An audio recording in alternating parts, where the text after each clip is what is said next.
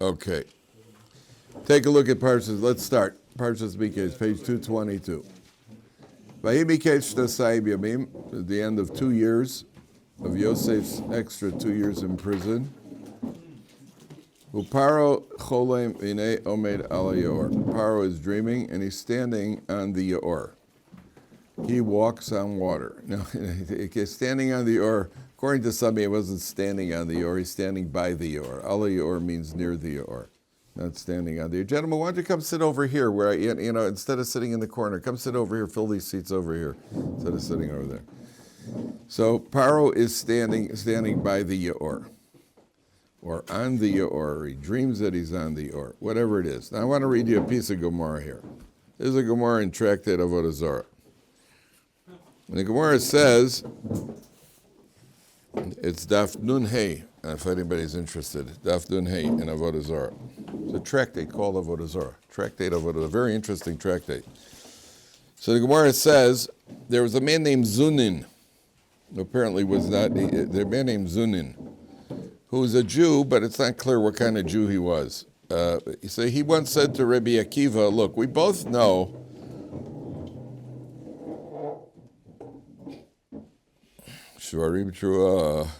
we both know that there idol worship, there's nothing to idol worship. Yet we see that there are people that go to the idol, they go into the idol, into the church or whatever, the shrine. They go in sick, ill, broken, and they come out healed. Why? So Rabbi Akiva said to him, I want to give you an example. He said, let me give you a mashal. He said, there's a guy, a very, very trustworthy guy in town, and everybody in the town would entrust him with money without witnesses. People would actually give the guy money to watch, and without witnesses. And there was one guy who insisted on giving him the money with witnesses. Everybody else trusted this guy. They're willing to give this guy the money. Everybody who said, hey, do me a favor, why, here's $500, watch my money for me. And people would give without even witness. By the way, you can't do that according to halacha. According to halacha, you're not allowed to lend somebody money without at least one witness. Because if I lend you money without a witness, I'm putting a stumbling block in front of you, because all you got to do is deny it. So even if you lend somebody a dime, if you lend somebody 10 shekels, a dime, 10 shekels, whatever it is you lend somebody, you should have either have an IOU written up, or you should have witnesses, because otherwise you're creating a stumbling block. Okay, the Gemara says that people, Rabbi Akiva is giving him a mashal, an example.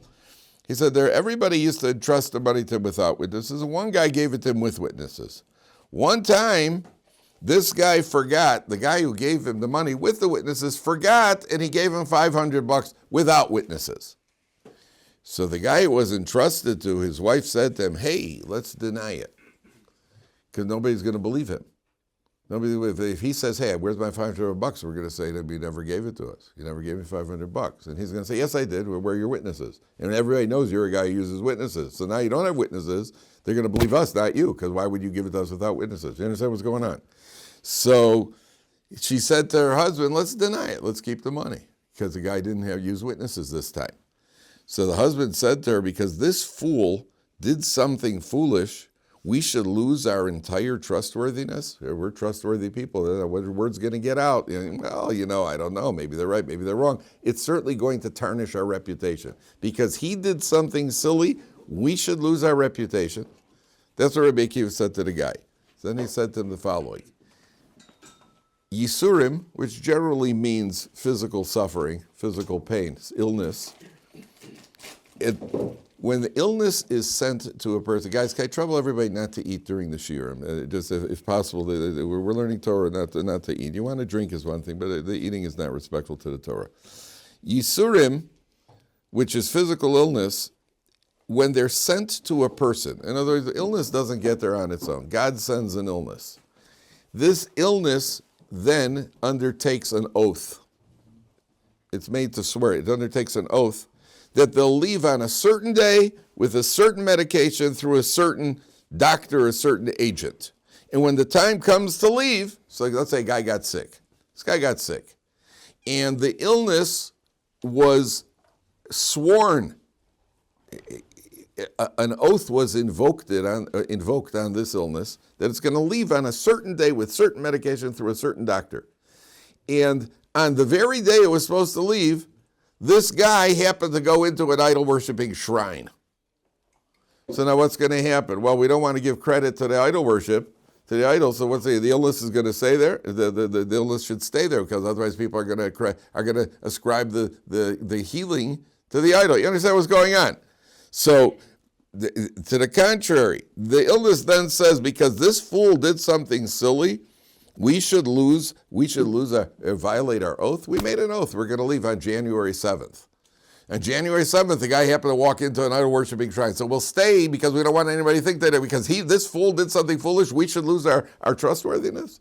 That's what Rabbi Akiva answered back to the man. Because sometimes you see that something strange happens. Like, wow, the guy, he did something strange and he was cured, he worshipped idols. What the Gemara is telling us is that everything has an end. There's an end point to it. Sometimes a person goes through difficulties in life. Sometimes a person goes through challenges or ordeals in life. A person has to know it's not random, it's not haphazard, that when God brought it, it was brought with some sort of end point. There is an end point to all suffering. If a person has an illness or if a person has financial struggles, there's a time God says, it's going to come out of it. Even if the time he comes out of it is when he dies. That's also an end to his financial struggles, that he's got bigger problems.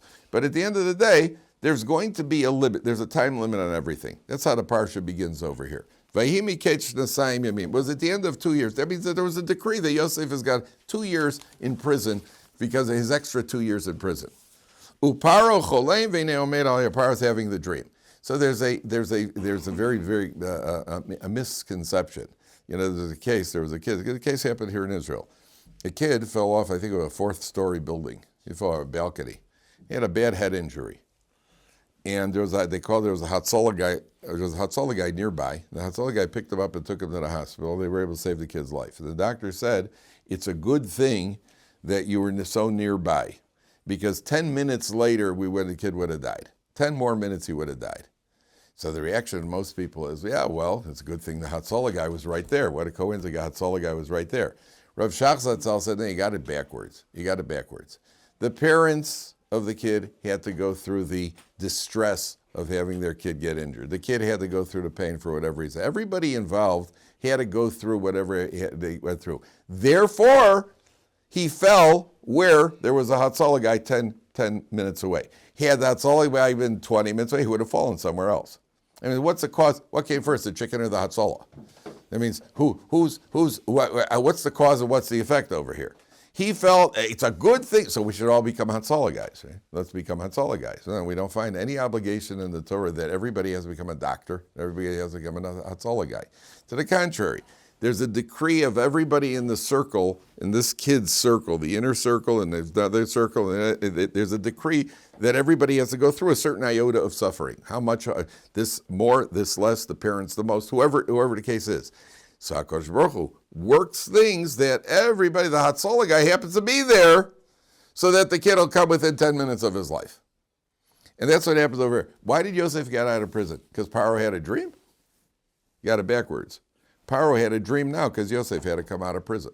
If Yosef wouldn't have done what he did 2 years earlier and wouldn't have put his faith in the butler, Pharaoh would have had the dream 2 years earlier.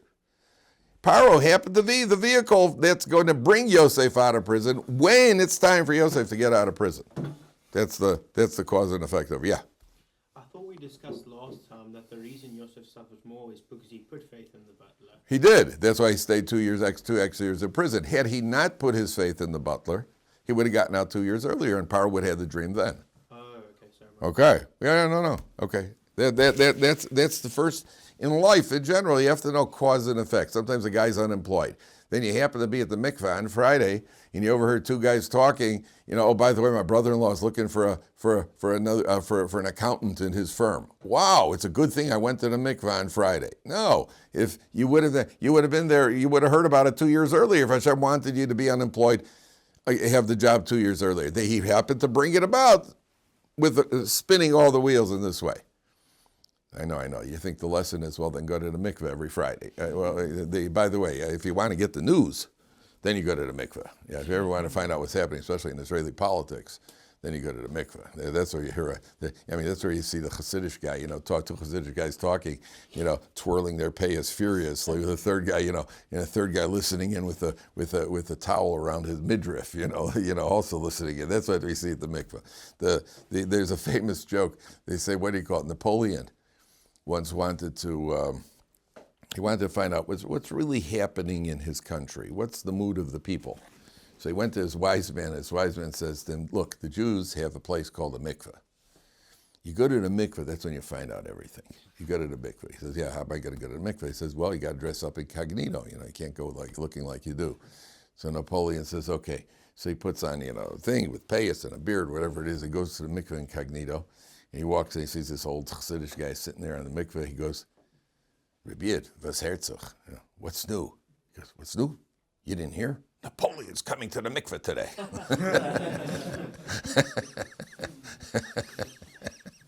That's where you get it. That's where you get all the hock. That's where you find out everything. So it's so funny. I'm telling you what goes on at the mikveh. They sell kugel outside the mikveh. I don't know if you've seen that. Nothing like coming out having a kugel right after the mikveh. Boy, oh boy. So they even have some of the mikvehs have this. I don't know if you guys have what your temperature tolerance is. They have they have sometimes the mikvehs. They have 3 pits. There's cold water. There's regular hot water, and then there's scalding hot water. I don't know if you ever had the guts to go into that one. Have you done that one? Yeah. So I remember before I was married, I went to the mikveh in Mea Shearim. So I go in there and I see this hot one, and it's there's steam. It looks like the blech on Shabbos where you take your coffee. That's how hot it is. And I stand there and I start putting my foot in. That's a mistake. You can't do it slow. If you do it slow, you're never going to make it. One time I actually plunged in. So this time I'm sitting there with my foot, and I'm getting there. I don't know. This old guy, looks like he's about 147, comes walking past me, just walks right down into the pit. Just goes straight down in. You see the water got, the water. And then he sticks his head out and looks at the mikveh and says, Feivel, why isn't the water hot this week? The guy comes out, looked like a cooked tomato. And he was upset the water wasn't hot. I couldn't even put my pinky in there. In any event, so Pharaoh has this dream, and he sees 7 good, healthy cows, and then he sees 7 kind of sickly cows come up after them, and the 7 sickly cows go and they swallow up the the healthy cows. Let's take a look at Pasuk Dalet. V'tochalna is 6 lines from the top. V'tochalna haparos ra'osa mar'eved dakosa basar. The kind of not the poor-looking cows and thin. They swallow up the good-looking cows, the healthy cows. That doesn't mean good-looking. Wow, that's a handsome cow. I mean, a good, healthy cows. Vabrios. Mikeitz Pharaoh. Pharaoh wakes up. Now there are those that say that he actually dreamt that he woke up. Ever happen to you when you have a dream that you're having a dream? Yeah, that's drug flashback. But when sometimes you have a dream that you actually have a dream that you're having a dream. Pharaoh wakes up. Okay, the plain meaning is he woke up. But normally, remember when Avram Avinu wakes up in the morning, what does it say? Vayashkem Avraham baboker. Why does it say vayikatz Pharaoh? What is the word vayikatz? Vayikatz, when a bee stings, it's called he's oketz. It's the same root. Vayikatz Pharaoh. He woke up with a start. Vayashke means he kind of got up like one of those snake charmers. How we get up and you get up like that. But vayikatz means you jumped up, which by the way is not healthy. You don't jump up. Even medically, they found you do not jump out of bed. You're supposed to wait 12 seconds, which ironically, I've pointed out, is the amount of words in Modeh Ani. So when you wake up, isn't that remarkable? You don't jump up out of bed. The Gemara says it's not healthy. You wake up, and you kind of, wake up, say Modeh Ani, then hit the snooze alarm. But the time of the Gemara, there were no snooze alarms. So you wake up, you don't jump out of bed. Vayikatz Pharaoh wakes up with a start. He's had an alarming dream. What about this dream? There's something about this dream that Pharaoh's bothered by. Okay, we'll see. Let's take a look at the second dream. Vayishan vayachalom shenis, he goes back to sleep, which the Hasidic masters show that's the difference between him and Yaakov Avinu. Yaakov Avinu had a dream, and he woke up and he got up. Pharaoh, the Pharaohs of the world, they wake up and go back to sleep. So you wake up, get up. Vayishan vayachalom shenis, he has a second dream. And the second dream is the 7 stalks of wheat that get swallowed up by the weak 7 stalks of wheat. And again, it's pasuk ches, 6 lines from the bottom. Vayikatz Pharaoh v'neichalam. Pharaoh wakes up and it's a dream. Vayihi baboker, gets up in the morning. Vati poem rucha, he's rattled. Do you ever have a dream and you wake up and you're just kind of annoyed? You're just kind of rattled by the dream. Then you happen, you dream somebody was chasing you with a knife or something. Then you happen to see that guy the next day in shul. I saw you last night, and you're upset with the guy for no good reason. Vati poem rucho. He's rattled. The word vatipoim comes from the Hebrew word pa'amon, which is a bell. A bell has a little dinger inside. Ding, ding, ding, the little ringer inside. Vatipoim rucho, he's rattled. Vayishlach vayikra is called chartubei mitzrayim. He calls the wise men of Egypt. This word chartubei is an enchanting word, because choret, the word choret in Hebrew is to engrave. Chartumim are the engravers. The Art Scroll probably translate. How's the Art Scroll translate it? He summoned all the necromancers. But you see, the word choret really means in Hebrew means to carve. The Egyptians were big on that thing. What's it called? The hieroglyphics, where they always look, like this with a snake and a dog's head or something, and looking like that. The hieroglyphics are tremendous. What do you call it? There's a lot of wisdom that the people who read the hieroglyphics. It sounds really interesting, so he calls them Veskol Chachameh. Vayisaper lehem Paro es chalomo vein poser osam l'chor. There's nobody to interpret it. The Medrash says they did interpret. He didn't like the interpretations. One of them said you have you're going to have 7 daughters and they're all going to die. I mean, I wouldn't have said that to Paro. You saying my daughters look like cows? They take after their mother. I've been careful. Others said you're going to conquer 7 countries that are going to rebel against you. He didn't do it for him. Why not? Why not? Because Pharaoh also had a sense of the interpretation. Remember we spoke yesterday about sometimes in life, I don't know what the right answer is, but I know that when I hear it, I'll know it. And this isn't right. And it's not sitting well with Pharaoh. Now, you'll notice that it says that Pharaoh's rattled. There's another king in history who had a dream. Anybody know who it was? Which king had a dream? Martin Luther. Who? Martin Luther King. Yeah, no, that wasn't the king I was talking about. That was a real bad dream. Yeah, that dream ended not well. I didn't even mean that. I wish I would have. There's another king who had a dream. Yeah, I was thinking, but I didn't realize his name was going.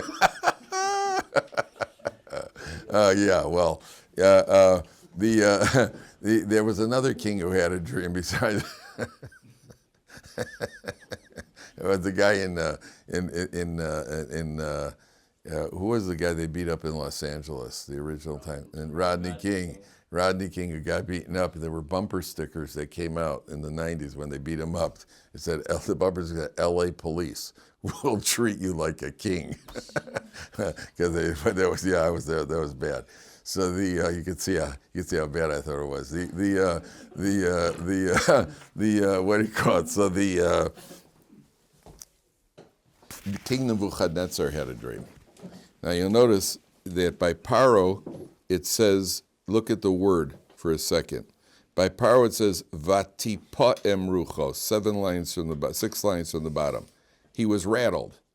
By Nebuchadnezzar, when it says Vatispoem, it adds in another word, another tough. You see, when Nebuchadnezzar had his dream, he was also rattled, and he called in his wise men. And Nebuchadnezzar said to the wise men, "Okay, listen, I had a dream, please interpret it." So they said, "Excellency, please tell us the dream and we'll interpret it." He said, "I don't remember the dream. Tell me the dream and then interpret it." So his wise men said to him, "Listen, that we can't do. You need prophecy to do that. And since the time of the Beis Hamikdash was destroyed, there's no more prophecy." So Nebuchadnezzar said, "So why did you tell me to destroy the Beis Hamikdash?" So then he had all of them executed. And the Medrash says that Pharaoh was starting to kill his interpreters also. Because listen, I'm paying you guys. You guys are a bunch of loafers. You sit around drinking coffee and eating borekas. You know, it was like, now I need you. Now I'm finally paying you. Come on, earn your money. Now you can't come through for me. So what good are you? And he's in a bad mood. He's in a bad mood. So what's bothering Pharaoh about these dreams? There's something about the dreams that why Pharaoh is so rattled. And remember, you know, the Gemara in Brachas has about 3 or 4 pages that talk about dream interpretation. Nowadays, we ascribe 0 significance to dreams. And the reason is because the nature of a dream is that when a person is sleeping, the neshama goes up. To the degree that a person lives a life of truth, and truth in this context doesn't mean saying yes or no, speaking truth. It means living life with a truthful purpose. To the degree that a person lives a life of truth, then his soul, when he's sleeping, 4/5 of the soul ascend, go up, and they're hovering around in they're moving around in the heavenly realms. I know certain people, 4/5 of the soul go up and they never come back down. They don't come back down until about 5 in the afternoon. But there are some people that the soul goes up. Now, to the degree that a person lives a life of truth, that whatever he has access to information up there will be truthful. We don't live a life of, we're trying to live a life of truth, but we have a lot of distraction in our life. So, number one. Number two, dreams are affected by what we eat. Dreams are affected by what we eat. You know, if you eat something, spicy and garlicky, and then in the middle of the night, starts coming up on you, and all of a sudden you have a dream that 3 Italians from the mafia are chasing you. That has to do with what you're eating, with what you've been eating. And dreams are also affected by your experiences. So if during the course of the day you fail the test, again, and that night you dream that the teacher is coming after you with a pitchfork.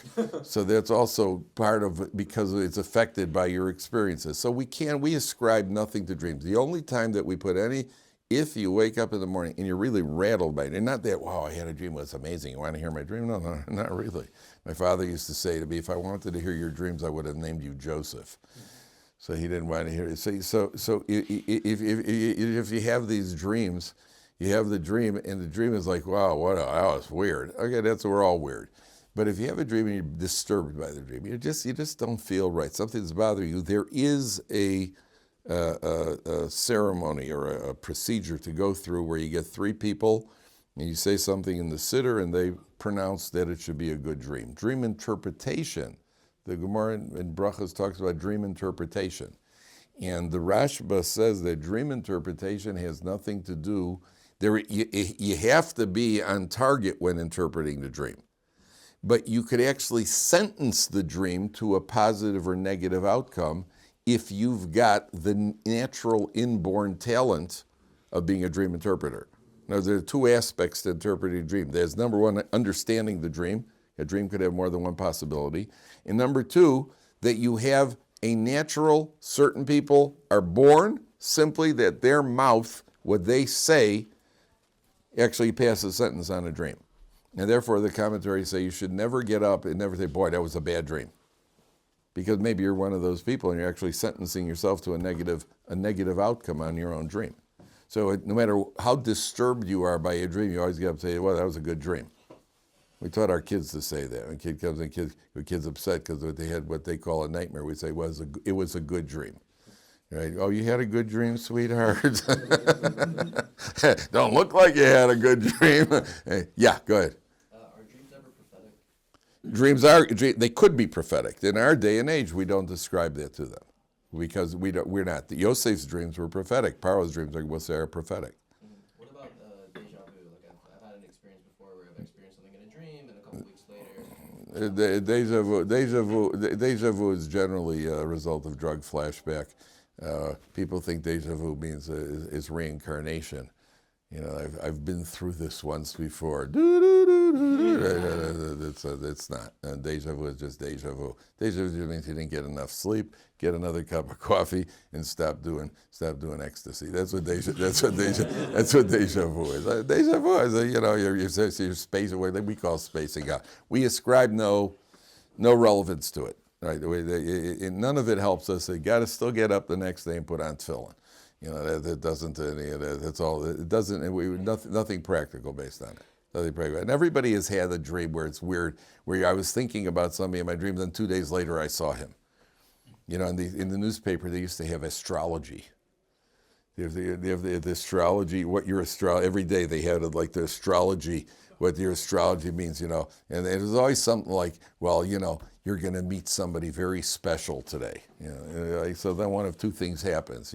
You're held up at gunpoint. He's pretty special, and and he's using a Saturday night special on you. That's pretty special. It's all nonsense. We don't have these disciplines anymore. Here, you see that there was a lot based on dreams, and a lot of what the Torah says based on dreams is, I think, to show that HaKadosh Baruch Hu is running the show, and there is a prediction, what you call a prophetic outlook of what's going to be happening. That, yes. So then, therefore, would dreams be influencing your future actions? No, it shouldn't be. Self-fulfilling prophecy? Yeah, it should not be. Dreams should not be influencing your action. Actions, you're asking a very important question.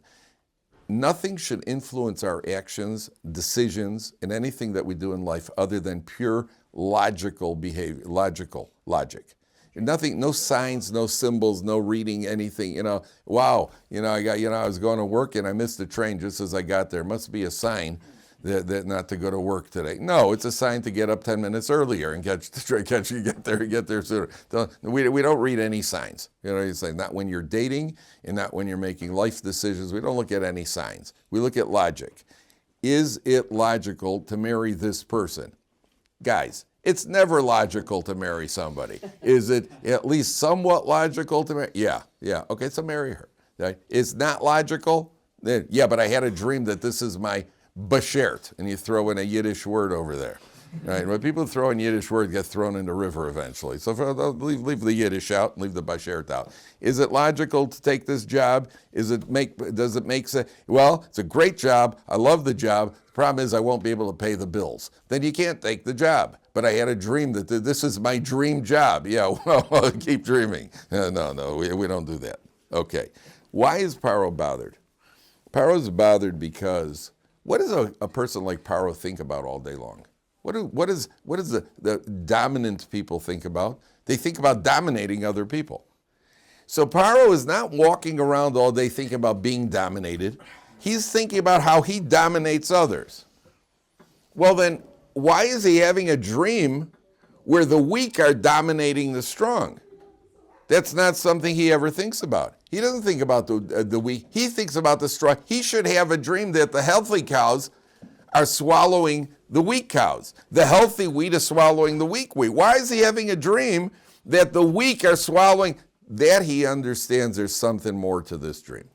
By dreaming something that is completely beyond his thoughts and beyond his experience. Pharaoh is he's a dominant force. By the way, the word Pharaoh comes from the word free. It's almost phonetically the exact word. In Egypt, he's the only free person in Egypt. Pharaoh comes from the word, I forgot the Hebrew root. It means free. He's the only one who's free. Everybody else is dominated by him. He's almost got deity status. This guy could be running North Korea. So he's that he should have a dream that he is being dominated, that somebody is being dominated by the weak dominating the strong. Then Pharaoh understands that there's got to be more to this dream. So what happens? So eventually the butler comes in. The butler did it. The butler comes in, and the butler says to Pharaoh, listen, I got to mention, I messed up. And number one, I messed up your drink, and I was also in prison, and there was a kid in prison who interpreted our dream. You put us in prison. And take a look at the top of page 224.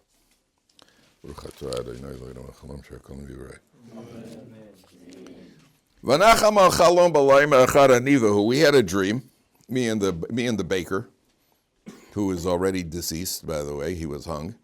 Ish kepisar chalomo chalam. We dreamt each other. V'shami tonu nar ivri. Now, this guy, this butler, is a sharp guy. He understands how things work here. Whoever does interpret Pharaoh's dream, I don't know exactly what's going to happen, but it's going to be good. Whoever gets it, that's how it worked in the ancient world. You helped the king, something, you benefited from it. So he says, look, if I say to you, I was walking on the street, I saw 3 adolescents at the street corner. What kind of image does that conjure up in your mind? I saw 3 adolescents at the street corner. What's your image of adolescents?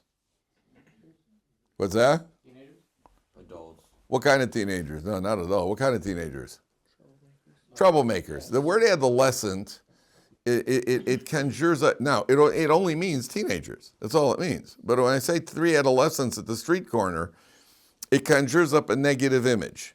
He understands, listen, I know that Yosef is good because he interpreted my dream, and I know he's going to do good with Pharaoh, and I know that then there's going to be a promotion over here, and I can't stand the kid, and I don't want him to go too far. So he uses a negative. He says, Nar Ivri. Nar, he's an adolescent.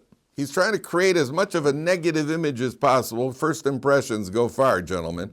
That's why everybody who goes for a job interview puts on a suit and a tie, takes a haircut, and has a shave. And then you go in for your job interview. Do you really think, you're just out of college, do you think that the guy behind the table who's interviewing you doesn't know that for the last 4 years, you basically look like Tarzan, and the most productive thing that you did was to empty out bottles that your friends had started? You think he doesn't know that?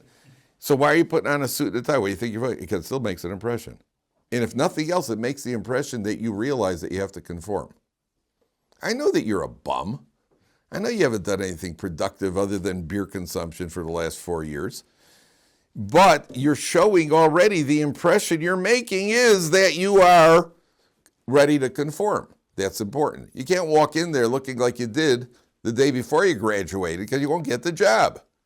Even though you're talented, unless you're really talented, you can make him a lot of money. So he says, yes, there's a nar ivri, and he interpreted our dreams. And exactly what he said, that's what happens. So what is Pharaoh? That's all Pharaoh needs to hear. So watch this. Pick up. We're going to read the psukim now from Pasuk Yudal. This is just absolutely astonishing. Vayisach Pharaoh vayikra es Yosef. Pharaoh summons Yosef. Vayiritzu min habor. They hurry him up out of the pit. What does Yosef do? Vayigalach vayichalef simlosov. He shaves and he changes his garments. Vayovo el Paro, and he comes slowly to Paro. He walks to Paro. Everybody around him is hurrying him up. Yosef is thinking, yeah, go. I walk into. I've been in another 2 years in prison. 12 years. When's the last time he had a shave? When's the last time he changed his clothes? I'm going into the king. You don't walk into a king looking like a slob. Everybody say, come on, Paro wants you. And Yosef has that same, what we call menuchas hanefesh, the same calm. Doesn't get rattled. Everything, okay, it'll be okay. It'll be okay. And he goes and he shaves. First thing. Vayovo el Paro. Now watch this. You're standing in front of, you've been in prison for 12 years. You're standing in front of the single most powerful man in the world, and your entire future rests on how this goes. This could easily end up in execution as it can in liberty. Vayomer Paro el Yosef, Chalom chalamti upoter enosar. I had dreamt a dream and nobody had interpreted. Vani shamati elecha lemor tishma chalom liftoroso. I heard that you could interpret dreams. Vayan Yosef es Paro lemor. Yosef says to Paro, Biladai, it's not me. First word out of his mouth is he contradicts the king. Paro said, I heard you interpret dreams. Yosef says, it's not me. You've contradicted the king. With everything on the line, he contradicted the king. Pharaohs don't like being contradicted. Elokim yanesh lo Paro. God will answer Pharaoh. Oh boy, we got a frummy over here. You know, Pharaoh calls him out of the pit, and the first thing he does is he contradicts the king. Where does Yosef get the ability to do that? I mean, remember, Yosef standing in front of the royal court, the Medrash says Pharaoh's all decked out, and he's got this magnificent palace that would make, what's his name, Erdogan jealous, and he's all, and Yosef's in front of the royal court, he's 30 years old, and he's got the presence of mind and the demeanor. Pharaoh says, I heard you interpret this. Not me, sir. Where does he get that from? The answer is that comes from training. That's how parents raise kids. If you've been raised by a father who has instilled in you the midah of emes, truth, and faith in God, it's all coming from the father's home. This didn't happen by overnight. It didn't happen by itself. This is the effect of parents on kids. When parents have raised children, so what you want is that your kids at the point of when push really comes to shove. I want to tell you something. I was in 8th grade, and we had a woman teacher in 8th grade in our day school, and some of us were more modern Orthodox, some of us were somewhere a little firmer. I remember the teacher started singing a tune, and one of the kids in 8th grade, one of the kids in class did like this, because you're not allowed to you're not allowed to listen to women singing. She was secular. He was a little kid, and he did like that. Where did he get that? Where did he get that ability from? Where did the kid get that ability from? That ability is instilled by the parents. It's a value, and no, it doesn't come on here. It doesn't come on its own.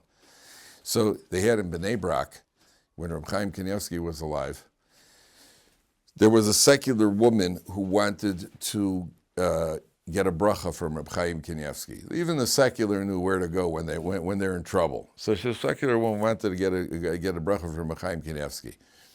So she goes to Bnei Brak and she sees this 10-year-old kid with payas. She says to him, where does the great rabbi live? Reb Chaim Kanievsky says, okay, get on that bus, get on the number 1, and get off 4 stops later. She gets on the bus. The bus is going in the wrong direction. It's a blistering hot day. She waits 20 minutes for the bus, gets on the bus, drives for about 10, 15 minutes, and realizes she's going in the wrong direction. The kid is obviously a religious kid, saw a secular woman, and he decided to send her on a wild goose chase. So she gets off the bus, waits for another bus, and at this point she is not thinking very highly of religious people. And she finally gets to it cost her an hour on a blazing hot day, till she finally gets to Reb Chaim Kanievsky's house. As she gets to the house, this 10-year-old kid is sitting at the base of the stairs, and he sees her, and he comes running over crying, and he says, please forgive me. I sent you on a wild goose. I made a mistake. I sent you in the wrong direction, and I realized after you got on the bus, and I've been waiting here, and I want to pay you for the extra bus that you took, the fare that you spent on the second bus coming back, and he wanted to give her 7 shekels, 6 shekels, whatever it was. This woman told the story at a meeting of Balei Tshuvas. She got up in front of 200 people. She said, when I saw what a 10-year-old religious kid, that kind of behavior, I realized that's behavior that could only be instilled. Those values are instilled by parents. I went home and I had a discussion with my husband, which means she spoke, he listened, and we decided to become religious. She told us at a convention for Balei Tshuvas. She said that was what caused her to become religious. She said that's what that kid, the ability to do that is only coming, it's a value coming from the parents. So Yosef says to Pharaoh, Biladai, it's not me. That maintaining the truth. Hey, let's call a spade a spade. It's not me, it's God. That's the value that's instilled by the parents. So then Pharaoh starts telling Yosef the dreams. And the Mefarshim point out, I'm not going to go through it, it's a little technical. The Mefarshim point out that Pharaoh was switching details. And each time he switched a slight detail in the dream, Yosef said, no, that's not what you dreamt. That's not what you dreamt. You dreamt this. No, that wasn't quite right. He kept correcting him and telling Pharaoh what he actually dreamt. Pharaoh was testing him, and Yosef kept passing the test and correcting Pharaoh. Now, the top of page 226, Yosef's going to come up with the interpretation. I forgot to mention one thing. There was a law in Egypt that the king sat on a throne that was 70 steps high. And to the degree that you knew languages, there were said to be 70 languages, that's how many steps you went up. Yosef was in prison. The night before, Yosef was in prison, the angel Gavriel came to Yosef. And the angel Gavriel said to Yosef, taught Yosef all 70 languages. So when Yosef first enters, Pharaoh starts talking to him. It talks French, parlez-vous français, and then Spanish. And Yosef keeps answering him. And each time you answer, you know the language. I don't know if it means a language, or it's probably more of a system of wisdom. But whatever it is, that's what's called 70 languages. Yosef keeps going up the steps, and eventually gets up to the 70th step. And at that point, he says to Pharaoh, Shalom Aleichem. And Pharaoh did not know Lashon HaKodesh. So Pharaoh says, hey kid, make sure nobody knows you know one language more than I do. So he says, okay. He says, swear. So Yosef swears. He says, okay, I swear, I won't tell anybody. Okay. Now that's going to come back to haunt Pharaoh. Because later on, when Yosef's the king, and Yaakov dies, after Yaakov comes to Mitzrayim, Yosef says to Pharaoh, I got to go up to Eretz Yisrael to bury my father. Pharaoh says, I don't want you leaving the land. He's running the country. I don't want you leaving the land. He says, yeah, but I swore. He says, well, annul your oath.